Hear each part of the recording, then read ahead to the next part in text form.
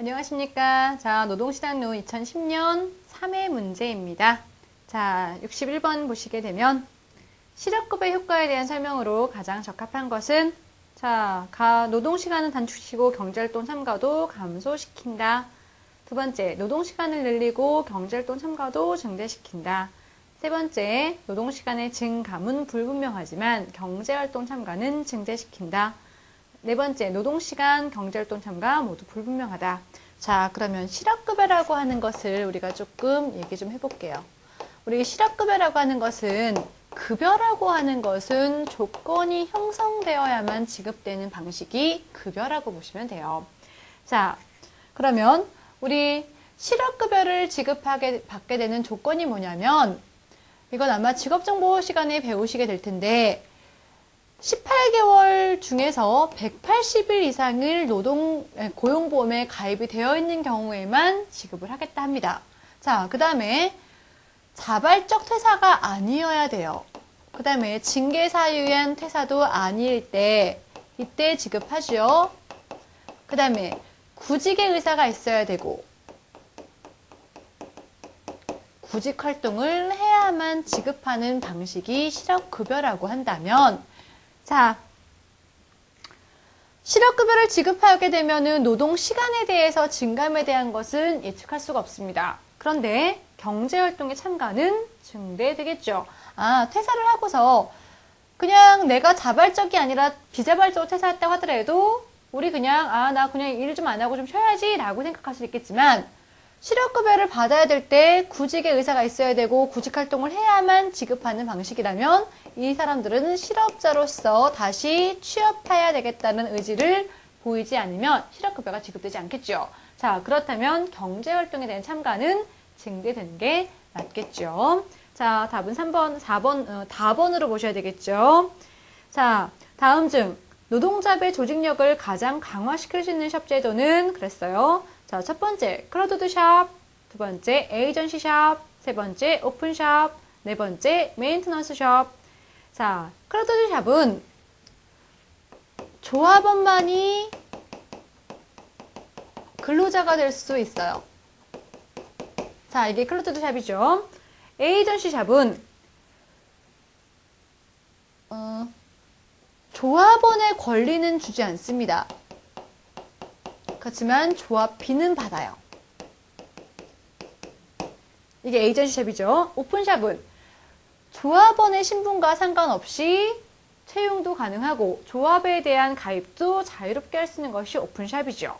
자, 메인테넌스 샵은 조합원에게 먼저 취업할 기회를 제공하는 거겠죠. 자, 그래서 여기서 따진다면 어떤 것이 노동조합의 조직력을 가장 강화시킬 수 있을까요? 클로즈드 샵, 조합원 머니 근로자가 될 수 있는 경우에는 노동조합의 조직력을 강화시킬 수 있습니다. 답은 가번입니다. 자, 63번. 기업 내부 노동시장의 형성 요인이 아닌 것은 그러면 내부 노동시장이라고 하는 것이 무엇이냐라고 먼저 말씀드리자면 내부 노동시장이라고 하는 것은 그 기업만이 가지고 있는 생산성을 가지고 입직과 퇴직만 외부와 연결되고 나머지 모든 노동시장 기능이 한 기업의 기준에 의해서 만들어지는 과정을 내부 노동시장이라고 한다면 자, 그래서 그 노동시장이 만들어지는 요인들이 무엇이겠느냐? 우리 숙련의 특수성, 현장훈련, 관습 그래요. 그러면 기업 특수적 숙련 기능 이것이 그 기업이 가지고 있는 숙련의 특수성이라고 볼 수 있을 거고요. 그 다음에 세 번째 직장 내 훈련이 우리가 현장 훈련이라고 하는 OJT라고 볼 수 있겠죠. 그 다음에 노동 관련 관습. 자, 노동조합의 존재 여부가 꼭 내부 노동시장 형성의 요인이 될 수는 없습니다. 답은 가번입니다. 자, 실업정책을 크게 고용안정정책, 고용창출정책, 사회안정망 정책으로 구분할 때 사회안정망 정책에 해당하는 것은 자, 고용안정이라고 하는 것은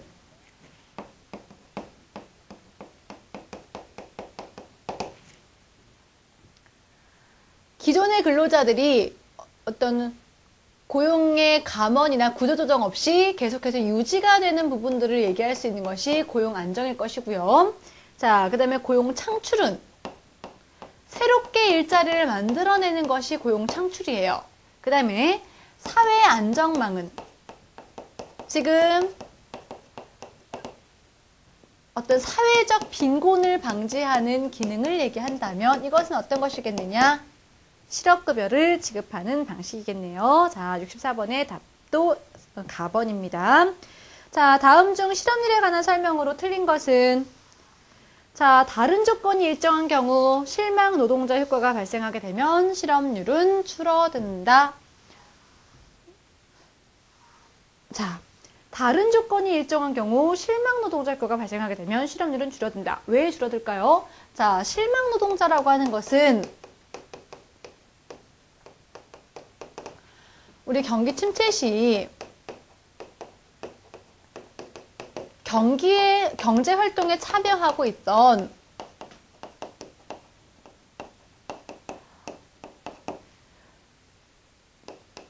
어떤 보조 노동력, 그래서 생산성이 그다지 높지 않은 보조 노동력들이 경기가 침체됨에 따라서 점점 구직의 가능성이 낮아져서 구직을 단념하고 비경제활동 인구로 유입되는 현상을 실망노동자라고 얘기를 했었죠. 자, 그렇다면 실망노동자 효과가 나타나게 되면 보여지는 지표상의 실업률은 감소합니다. 아, 맞네요. 자, 다른 조건이 일정한 경우 부가노동자 효과가 발생하게 되면 실업률은 늘어난다. 그러면 실망노동자라고 하는 것을 경기 침체 시에 구직의 가능성이 낮아져서 구직을 단념하는 거라고 얘기했다면 부가노동자란 어떨 걸까요? 자, 부가노동자는 가계의 수입이 줄어서 그 가계의 수입을 유지하고자 일하지 않던 보조 노동력들이 경제활동에 참여하는 것을 우리가 부가노동자 효과라고 얘기를 합니다. 그래서 부가노동자 효과는 실업률이 더 증가하겠죠. 자, 나번도 맞죠? 실망노동자 효과는 실업률이 낮은 경우에 더 크게 나타난다? 그렇지 않고요. 실업률이 높을 때 경기가 침체돼서 일자리가 부족해지게 되면 그때 더 많이 나타나는 것이 실망노동자 효과입니다. 자, 답은 3번이겠네요. 자, 실업률은 실업자 수를 경제활동 인구로 나눈 후 2에 100을 곱해서 구한다. 이렇게 얘기하면 참 어렵습니다만, 자, 실업률이란 경제활동 인구분의 실업자 수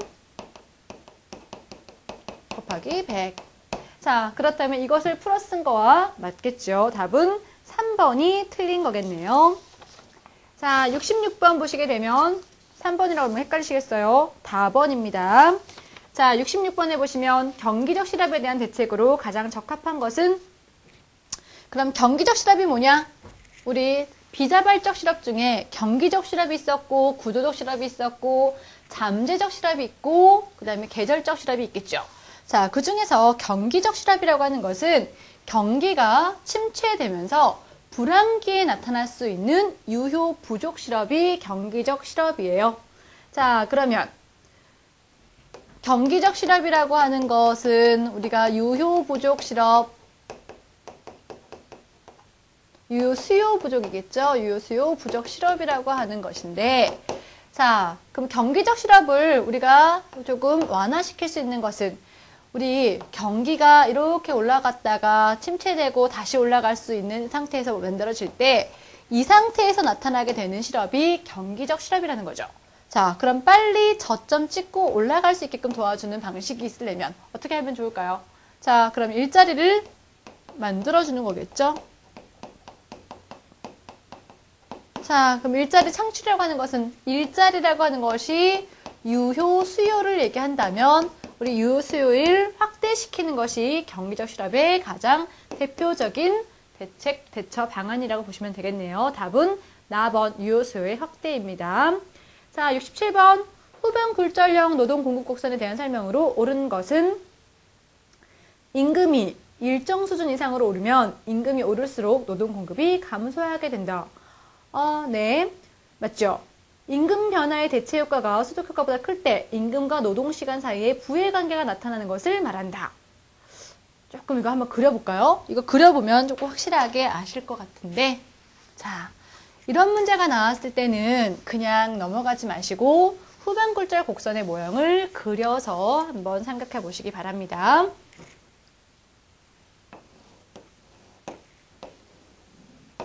자, 이것이 우리가 얘기하는 후방 굴절 곡선형의 곡선으로서 일정 수준까지에 대해서는 임금이 올라가게 되면 노동의 공급도 증가하죠. 그런데 일정 수준 이상 올라가고 나면 임금이 올라가면 올라갈수록 도리어 노동의 공급이 감소하는 역할을 갖더라는 거죠. 자, 그러면 임금이 일정 수준 이상 오르면 오를수록 노동공급 감소한다. 맞았네요. 임금 변화의 대체 효과가 소득 효과보다 클 때 임금과 노동시간 사이에 부의 관계가 나타나는 것이다. 자, 여기가 대체 효과죠. 그 다음에 여기는 소득 효과입니다. 그러면 여기서는 소득 효과와 대체 효과가 뒤바뀌었네요. 임금 변화의 소득 효과가 대체 효과보다 클 때라고 하면 그 다음은 맞는 거겠는데 바뀌어 있죠. 자, 세 번째, 노동 공급의 변화율을 노동 가격의 변화율로 나눈 값이 점차 감소하는 현상을 그래프로 나타나는 것을 말합니다. 자, 노동 공급의 변화율, 그러면 노동 시간에 대한 것과 그 다음에 노동 가격의 변화율, 임금, 맞네요. 그쵸?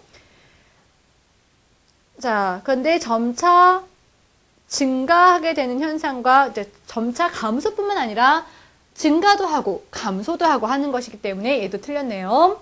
자, 인구가 일정 규모 이상이 되면 임금이 오를수록 노동 공급이 감소하는 것을 그래프로 나타낸 것을 말한다.